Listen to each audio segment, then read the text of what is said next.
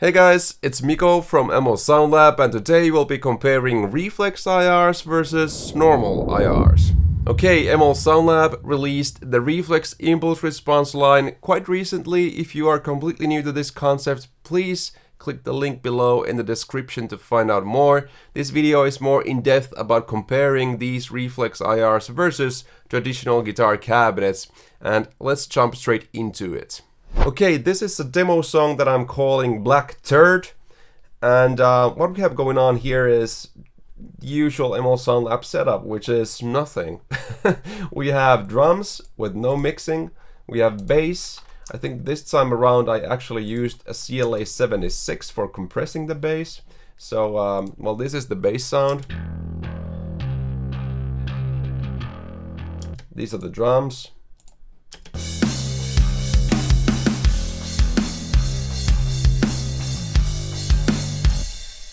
And so on. Really the point here is that we have the guitar tracks as a Reflex version and we have them as a 4x12 oversized style cabinet version.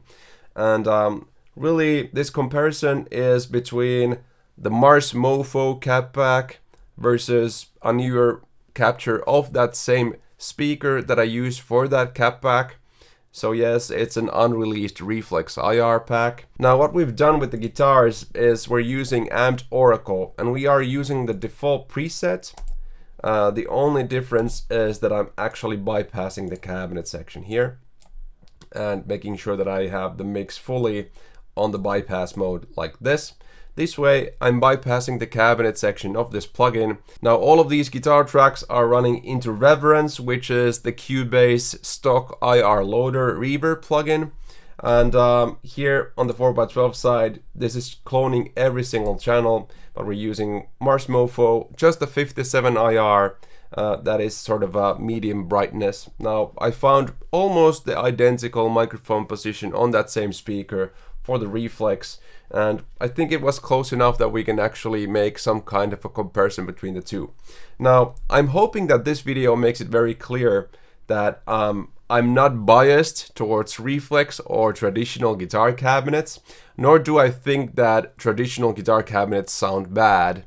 There are just things that are not optimal in traditional guitar cabinets that I feel like we have to compensate for in the mixing stages, and for that reason we could do something like Reflex IRs that fix those problems, so you don't even have to mix them at all. Okay, and let's have a quick comparison between Reflex versus the 4x12 version. I will quickly mute the second half of the Reflex version, and then I will mute the first part of the 4x12 version. So in this first part you're actually hearing Reflex, then you're hearing the 4x12 after it. And hopefully what you will be hearing is that even though Reflex is a 1x12, it sounds just as big and massive as the 4x12 cabinet.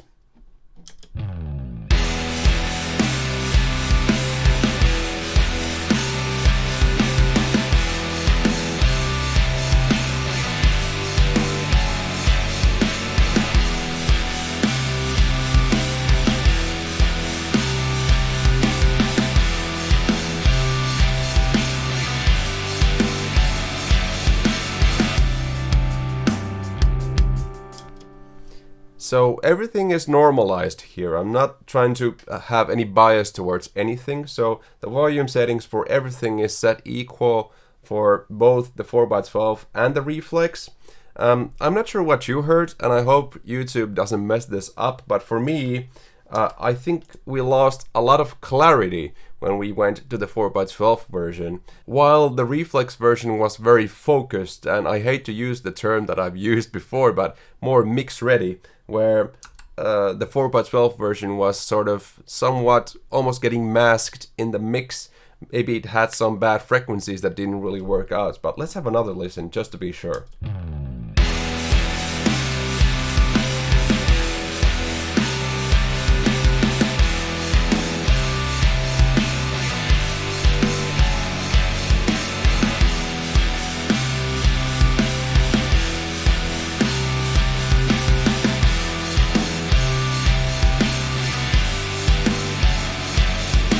Yeah, it's almost like the 4x12 version is lower in volume. And I actually checked this because I felt this before even starting the shoot, and no, they are actually equal volume. And if I was to compensate with the volume just a little bit to make it maybe sound more good, let's have a listen. Reflex 4x12.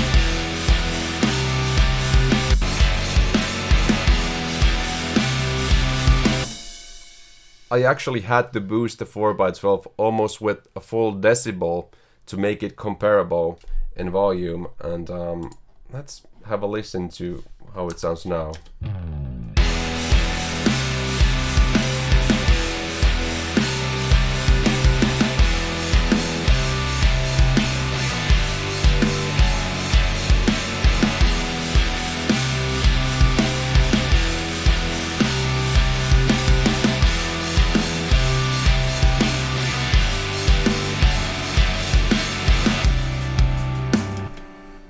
It sounds good now, and like I said before, I really don't mean to say that old impulse responses are bad now. That's not what this is all about.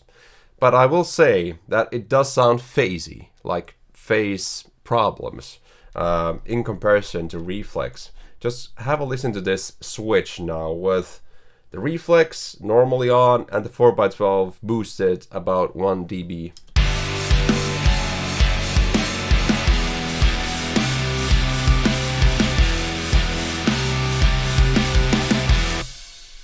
Almost like the guitars are slightly out of tune, which it's the same take on the Reflex, so it shouldn't sound that way.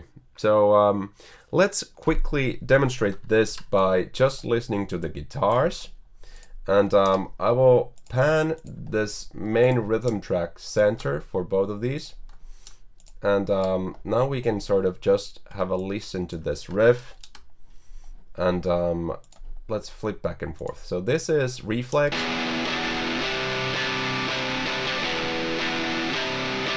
And 4x12.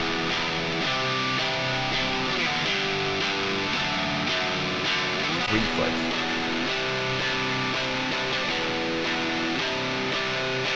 Four by 12.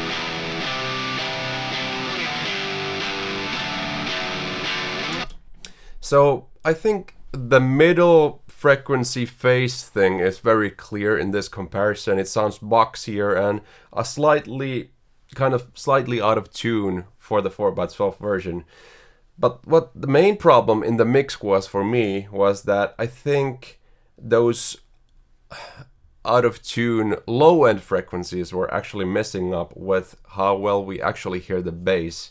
And let me check if I can demonstrate this to you guys. So if I pick kind of a master EQ, this is once again Steinberg's own frequency plugin.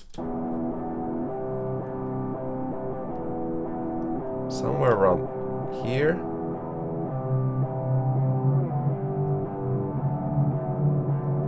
This.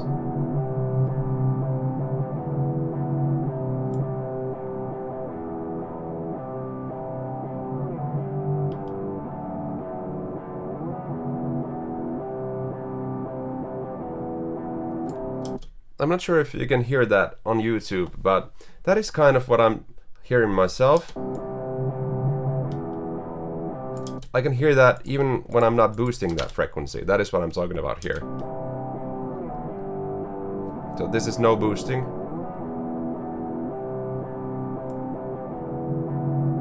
That's. So that is the rumble frequency in the low range that I've been talking about in previous videos. And this is something that doesn't happen on the Reflex. Have a listen to Reflex.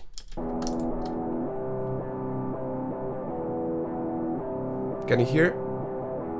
It's so much clearer. 4x12.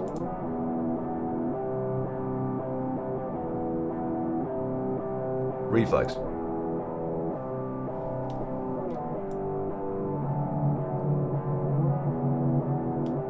And even if I boost here, it doesn't actually sound unpleasant.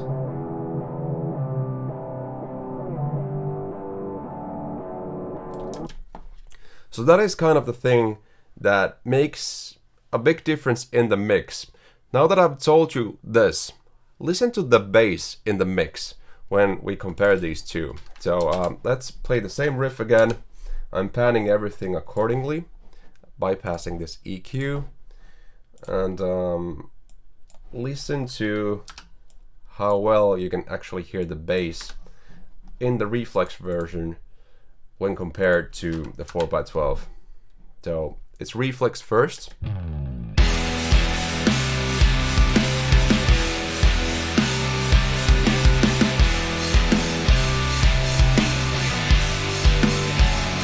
Four by 12.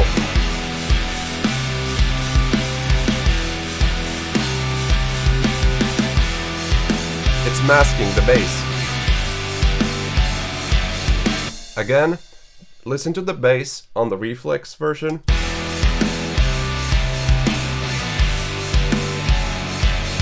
Four by 12.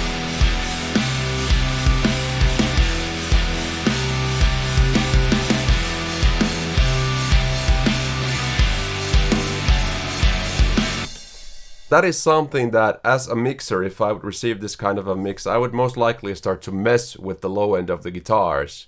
And that's, once again, one extra step that most likely takes away room from the guitars actually being heard down there, while if we have a Reflex version of that same IR, I can actually even boost those frequencies and it will still sound pleasant. Most likely will not jump ahead of the bass and still sound good. Let's actually try that one out. So if I pick this Reflex track once again, let's pan it dead center and let's tweak the amplifier. And I think we can boost the low end all the way up and it's not going to be a problem. So Reflex version. Bass full.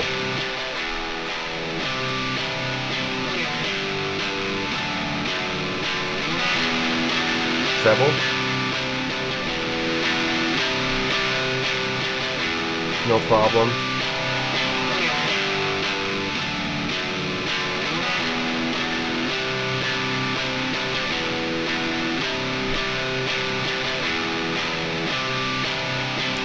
I think that sounds very pleasant. And we have the bass full on an amp that's known to have a flubby low end. Let's just say so. Let's jump to the 4x12 version and try similar things. Pan it dead center. And this is the 4x12.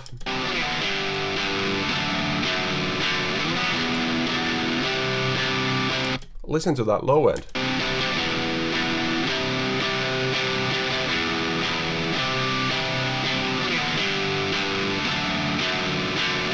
I'm not sure if you're hearing this as well as I am here. At least to me it sounds like the low end is not kind of sure what note it should be playing. Meaning that there are some frequencies that are poking in the low end that should not be there.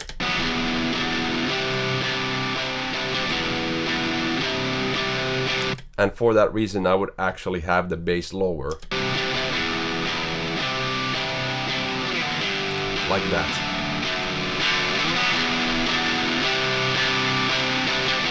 Treble works fine here.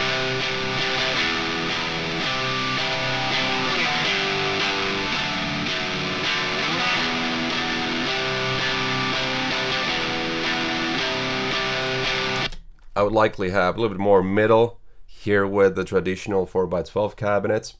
Not the traditional, it's an oversized. You get the point. Anyways, so that is kind of the quick comparison. Hoping this video makes it clear that I'm not anti regular 4x12 cabinets. That's not the point. That's not at all the point with Reflex. It's about having something that is equally big sounding and balanced, but something that doesn't have the nasty, phasey, problematic frequencies that are a part of pretty much all guitar cabinet designs. I'm trying to be fair with the 4x12. I gave it a huge upper hand by boosting its volume with almost a full decibel for this comparison to be somewhat comparable to Reflex impulse responses. I think what I tried to describe here was very clear, especially for the low end clarity of your guitar sound. You don't have to process the low end of your guitars at all. This means that if you are using extended range guitars, tuning low, you will save so much time actually getting a super clear mix because it sounds so much clearer straight out of the box. So for one last time, without the volume compensation for the 4x12, having them the same volume with each other, the 4x12 versus the Reflex in the mix. Let's have a listen.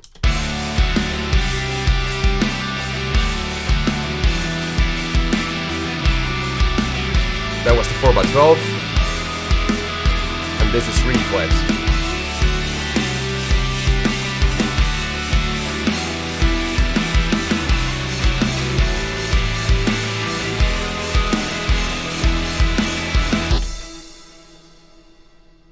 I hope YouTube doesn't mess up this audio, because you never know when you're making these videos. At least here, when I'm listening to it, it's very clear that the Reflex can be louder in the mix. You can do many things to it, like boost the lows even more, and it's not gonna be a problem. And you can hear the bass clearly, the bass notes, what the bass is actually playing.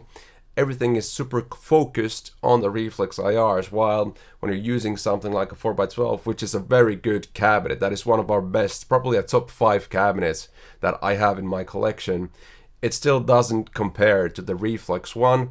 And I tried to keep this comparison as honest as possible. Read more about Reflex IRs in the link down below. Go check them out. We have a bundle deal going on right now, so the first 3 packs you can actually get, and you'll get 1 for free. Thank you so much for watching this video, and see you on the next one. I've been Mikko from ML Sound Lab, and see you later. Bye.